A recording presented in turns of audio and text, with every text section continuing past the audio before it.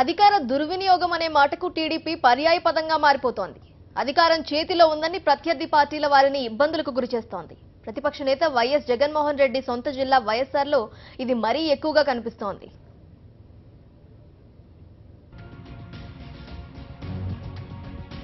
గూడూరు రవి వైఎస్ఆర్ జిల్లా పరిషత్ చైర్మన్, జిల్లా ప్రథమ పౌరుడు.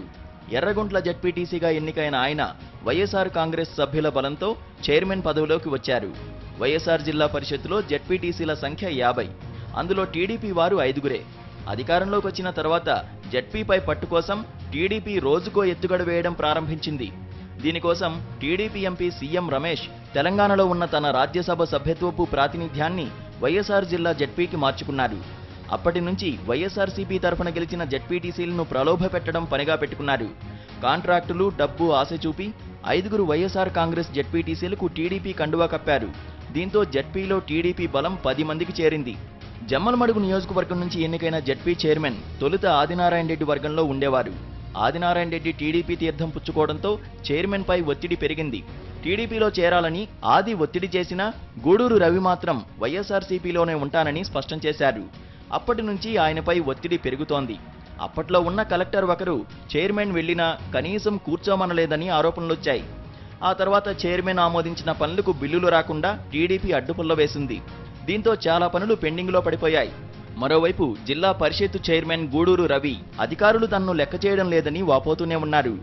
దళితుడినైన తనకు తగిన ప్రాధాన్యం ఇవ్వడం లేదంటూ ఎన్నో మార్లు మీడియా ముందుకు వచ్చారు.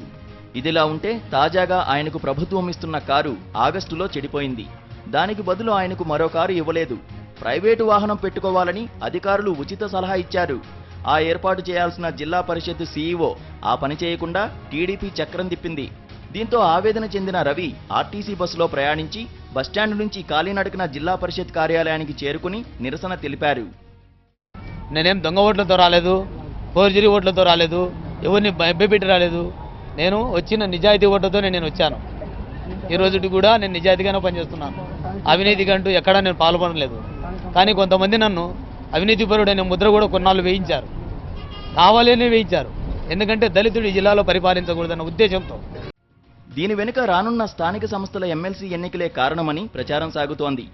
ఎలాగోలా ఇబ్బంది పెట్టి చైర్మన్ను తమ వైపు తిప్పుకోవాలనే టీడీపీ ఆయన్ను ఇబ్బంది పెడుతోందని రాజకీయ వర్గాలు అనుమానిస్తున్నాయి.